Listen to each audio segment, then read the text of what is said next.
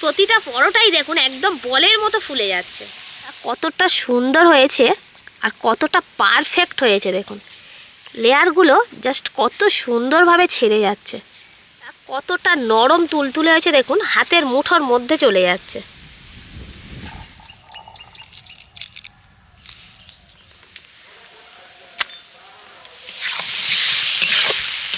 বন্ধুরা, কাকলি রান্নাঘর with village ফুডে সবাইকে স্বাগত জানিয়ে আজকে আমি আপনাদের সাথে শেয়ার করব মটরশুঁটির পরোটা।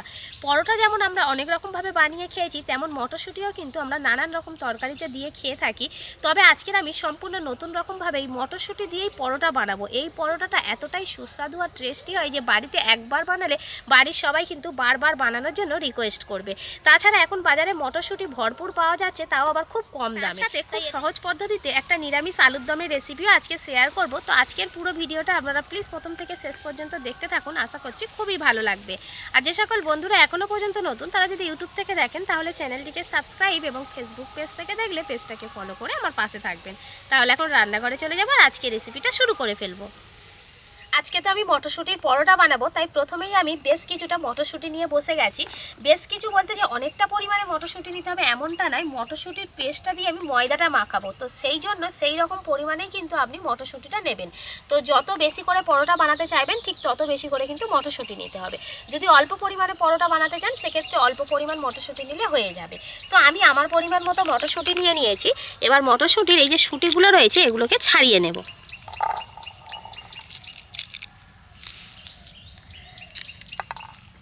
একদমই সহজ পদ্ধতিতে আজকের পরোটাটা বানাবো। যারা রান্নায় একেবারে নতুন তারাও যদি আজকের ভিডিওটা দেখেন বাড়িতে এই পরোটাটা খুব সহজে বানিয়ে নিতে পারবেন।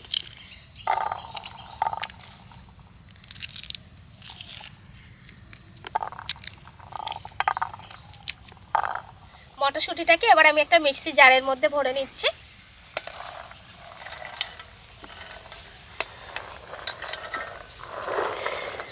এবার আমি মটরশুঁটির মধ্যে দিয়ে দেবো দুটো কাঁচা লঙ্কা, লঙ্কাটা বেশি করেও দিতে পারবেন, যে যেমন ঝাল পছন্দ করেন। দিয়ে দিচ্ছি অল্প একটু আদা আর দিয়ে দিচ্ছি কিছুটা ধনেপাতা।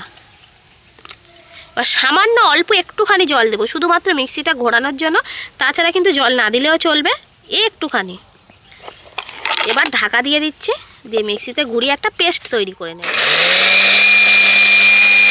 আমি আমার পরিমাণ মতো ময়দা নিয়েছি, আপনারা আটা কিংবা ময়দা দিয়ে এই পরোটাটা করে নিতে পারবেন। যে যার পরিমাণ মতো কম বেশি করে ময়দা নিয়ে নেবেন কিংবা আটা নিয়ে নেবেন, আটা ময়দা দুটো মিশিয়েও করা যাবে।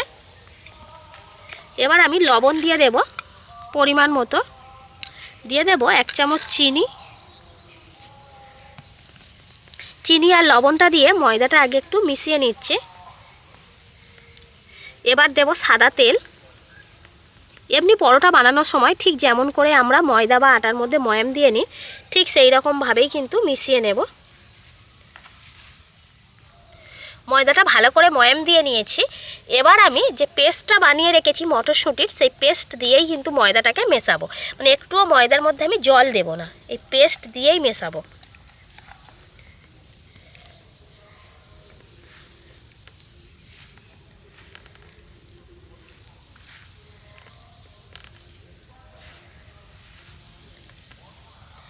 এখন বাজারের সাথে প্রত্যেক বাড়িতেই কিন্তু প্রতিদিন মটরশুঁটি আসছে, তো সেই মটরশুঁটি দিয়ে একদিন এইভাবে পরোটা বানিয়ে খেয়ে দেখুন।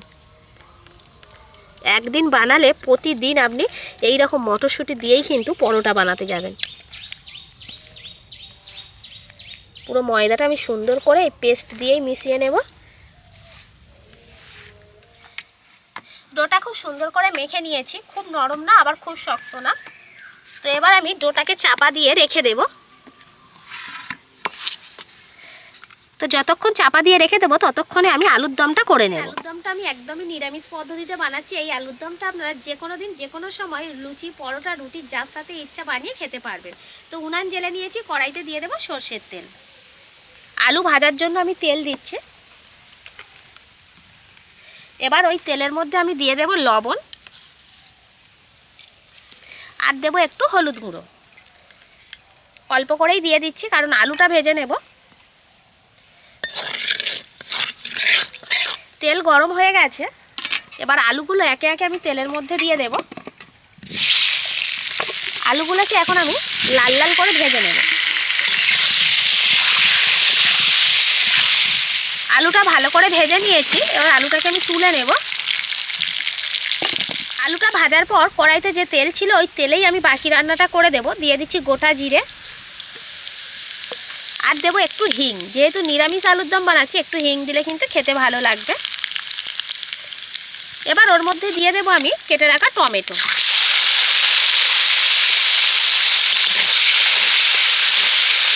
এবার দিয়ে দেবো আমি আদা বাটা, আর একে একে গুঁড়ো মশলাগুলো এবার দিয়ে দেব। প্রথমেই দেবো আমি পরিমাণ মতো লবণ। আলু ভাজার সময় লবণ দিয়েছিলাম, তাও আমি আমার পরিমাণ মতো লবণ দিয়ে দিচ্ছি।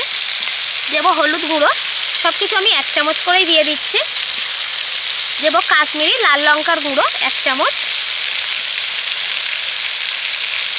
এমনি লাল লঙ্কার গুঁড়ো 1 চামচ,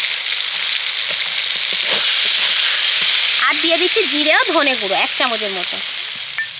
অল্প সামান্য একটু জল দিয়ে দেবো, দিয়ে মশলাটাকে ভালো করে কষিয়ে নেব।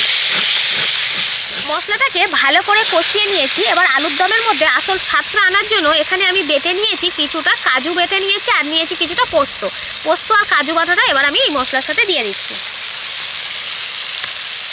আবার একটু মশলাটাকে নেড়ে নেব। নিরামিষ আলুর দমের মধ্যে এইভাবে একটু পোস্ত বেটে আর কাজু বেটে দিয়ে দেবেন, দেখবেন খেতে কতটা ভালো লাগে। সমস্ত মশলা কষিয়ে নিয়েছি, এবার ভেজে রাখা আলু দিয়ে দিচ্ছি। আলুটাও মশলার সাথে ভালো করে কষিয়ে নেব।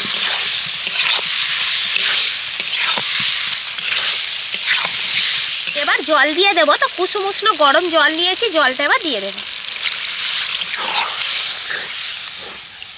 খুব বেশি ঝোল ঝোল হবে না, তো তার জন্য এইরকম পরিমাণে জল দিয়েছি। এবার ভালো করে ফুটিয়ে নেব আর আলুটাকে সেদ্ধ করে নেব। আলুর দম আমার একদম রেডি। আলুগুলো খুব সুন্দরভাবে সেদ্ধ হয়ে গেছে। এবার সবশেষে দিয়ে দেবো অল্প একটু চিনি, আর দিয়ে দেবো একটু ধনে পাতা কুচি।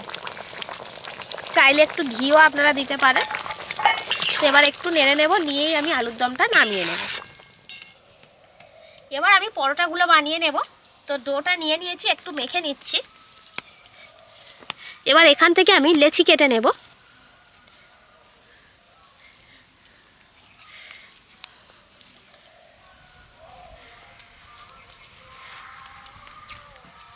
এবার আমি পরোটাগুলোকে বেলে নেব। তার জন্য একটা লেচি নিয়ে নিয়েছি, এখানে একটু তেল লাগিয়ে নিচ্ছি। পাতলা করে আর বড় করে বেলে নেব।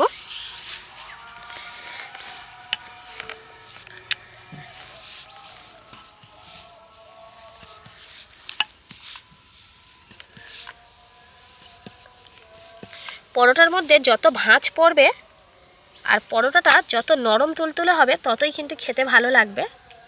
তো আজকে সেই রকম পদ্ধতিতে আমি পরোটাটা বানাচ্ছি, যাতে বাচ্চা থেকে বয়স্ক প্রত্যেকেই খেতে পারে। যাদের দাঁত নেই তারাও খেতে পারবে, এতটাই নরম তুলতুলে হবে।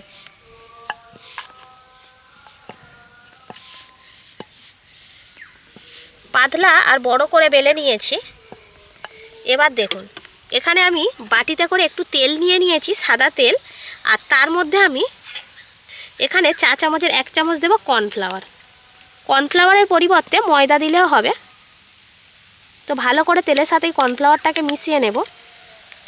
তবে যদি কর্নফ্লাওয়ারটা থাকে এটা দেওয়ার চেষ্টা করবেন। এবার এই মিশ্রণটা আমি চামচে করে নিয়ে এই রুটিটার উপরে দিয়ে দিচ্ছি। ভালো করে হাত দিয়ে লাগিয়ে নেব পুরো রুটির গায়ে।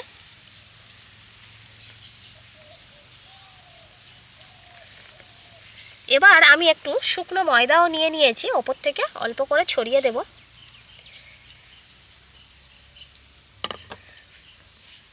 এবার একদিক দিয়ে এইভাবে মুড়ে নিয়ে এইভাবে ওপর থেকে মুড়ে দেব। আবারও এই মিশ্রণটা দিয়ে দেব ওপর থেকে। তো একটু লক্ষ্য করে দেখুন যে কার পরে আমি কি করছি। শুকনো ময়দা আবার একটু ছড়িয়ে দিচ্ছি।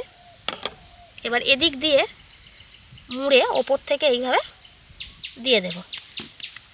আবারও একইভাবে এইখানেও লাগিয়ে নেব।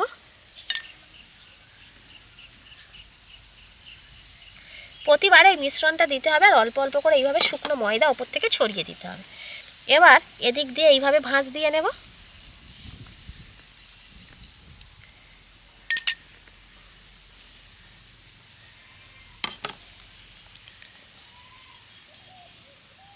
দেখুন একটা লেচি পরোটার জন্য আমার রেডি হয়ে গেছে।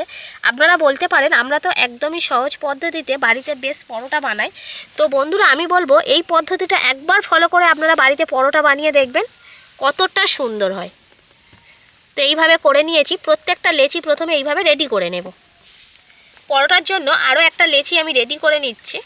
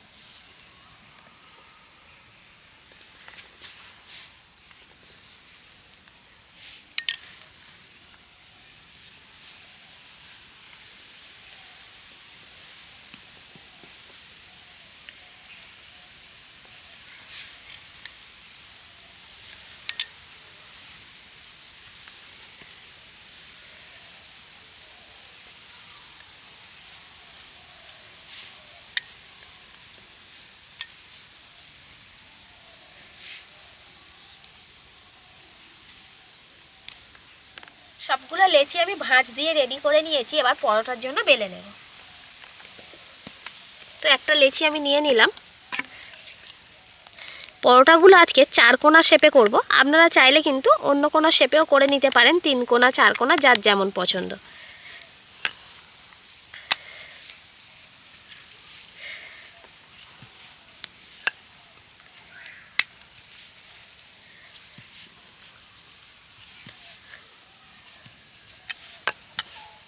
ভাঁজটা যেহেতু আমি 4 কোণা শেপে দিয়েছিলাম সেজন্য পরোটাটাকেও আমি 4 কোণা করে বেলে নিচ্ছি। যতটা পাতলা করা যায় করছি। তো খুব বেশি একেবারে পাতলা আবার খুব বেশি মোটা রাখা যাবে না। একটা পরোটা আমার বেলা হয়ে গেছে। তো এইভাবে আমি সবগুলো পরোটা এখন বেলে নেব।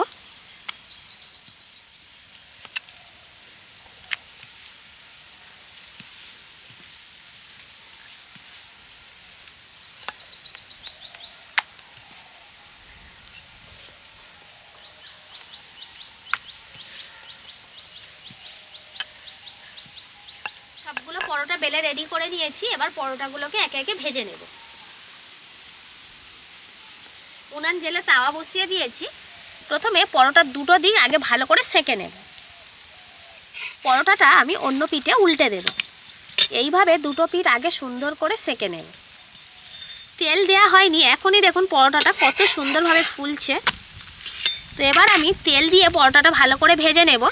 আমি সাদা তেল দিয়ে আজকের পরোটাটা ভাজবো। আপনারা চাইলে ঘি বাটার দিয়েও কিন্তু এই পরোটাটা ভেজে নিতে পারেন।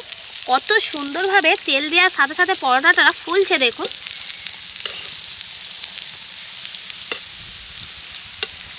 উল্টে পাল্টে সুন্দর করে আমি পরোটা ভেজে নেব।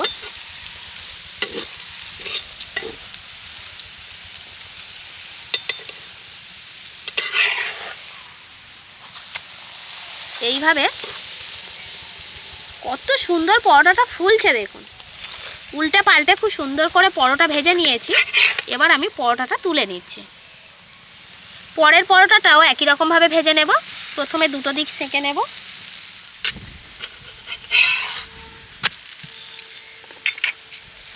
তেল দিয়ে না ভাজলেও কিন্তু পরোটাটা দারুণভাবে ফুলবে। আর যারা তেল খেতে পছন্দ করে না তারা এমনিও কিন্তু রুটির মতো সেঁকে নিতে পারেন।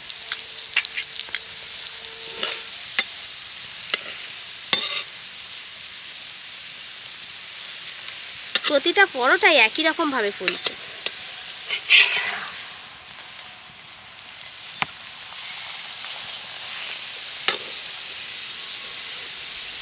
প্রতিটা পরোটাই দেখুন একদম বলের মতো ফুলে যাচ্ছে। পরোটা যত ফুলবে ততই কিন্তু নরম তুলতুলে হয়ে যাবে।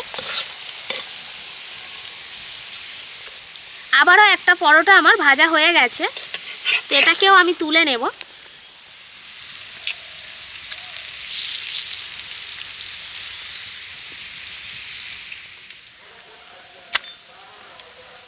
ভিডিওর প্রথমেই আমি বলেছিলাম যে আমরা অনেক ধরনের পরোটা বাড়িতে বানিয়ে খাই, তবে আজকের পরোটা সম্পূর্ণ অন্যরকম হবে। তো দেখুন বন্ধুরা, যেমন কথা তেমন কাজ, কত সুন্দর হয়েছে দেখুন।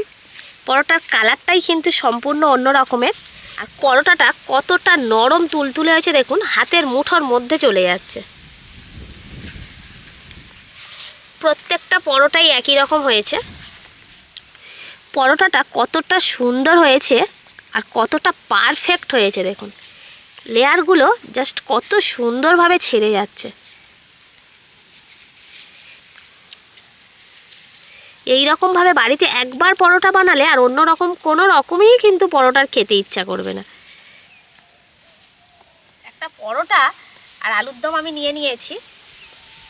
সকালের জলখাবারে কিংবা রাত্রে যদি এরকম আলুর তরকারি আর পরোটা থাকে, সত্যি আর অন্য কিছু চাইবেন না।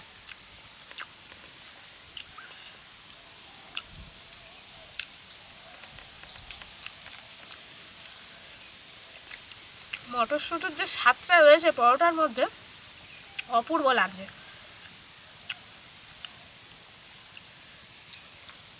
তো শীত আর এই মটরশুঁটির সিজন থাকতে থাকতে আপনারা এইরকমভাবে একবার বাড়িতে পরোটা বানিয়ে খেয়ে দেখতে পারেন, খেতে কিন্তু দারুণ লাগে।